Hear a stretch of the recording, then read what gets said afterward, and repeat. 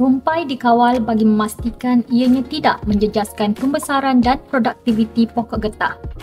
Selain itu, kawalan rumpai dapat meminimumkan habitat yang boleh menjadi perumah kepada perosak pokok getah. Terdapat beberapa jenis rumpai seperti rumput, rumpai berdaun lebar sama ada berkayu atau tidak berkayu, rusiga serta paku pakis.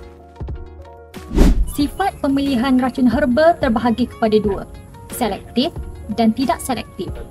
Racun herba yang bersifat tidak selektif mematikan semua rumpai, manakala racun herba bersifat selektif adalah mengikut morfologi rumpai. Terdapat dua cara tindakan racun herba, iaitu secara sentuhan dan sistemik. Bagi racun herba sentuhan, bahagian tumbuhan yang terkena racun sahaja akan mati dan rumpai boleh tumbuh semula jika akar terselindung daripada semburan. Sebaliknya, racun herba sistemik bertindak dengan cara racun masuk melalui daun atau akar. Racun boleh diangkut ke bahagian tumbuhan yang lain untuk bertindak. Sebelum meracun, pastikan jenis rumpai yang terdapat di kawasan yang hendak disembur bagi menentukan jenis racun herba yang sesuai digunakan. Pastikan alat-alat pelindung seperti sarung tangan getah, pelitup muka, kasut getah dan pemakaian baju berlengan panjang dan seluar panjang digunakan untuk melindungi diri daripada terkena racun herba.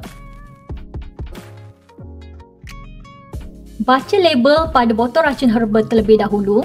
Ketika membuat campuran racun herba, air diisi pada paras separuh alat penyembur galas 16 liter. Sukat racun herba mengikut dos atau kuantiti yang disyorkan.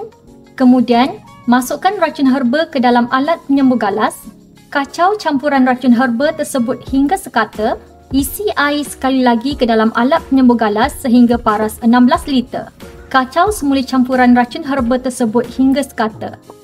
Semburan racun herba sebaiknya dilakukan pada awal pagi atau lewat petang untuk mengelakkan peruapan campuran kimia semburan. Perhatikan arah tiupan angin. Penyemburan yang bertentangan dengan arah tiupan angin hendaklah dielakkan. Semburan racun herba dilakukan dengan menggunakan alat penyembur galas yang dilengkapi dengan nozzle jet pembias.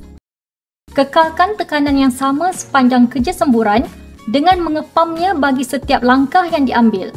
Kawal rumpai pada barisan tanaman selebar 1 ke 2 meter dari pangkal pokok getah. Kedudukan nozzle dari tanah adalah pada ketinggian 60 cm.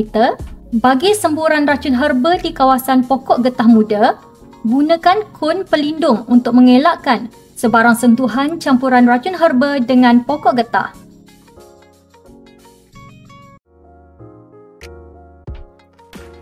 Setelah selesai kerja semburan racun herba, semua perkakas dibasuh bersih dan disimpan.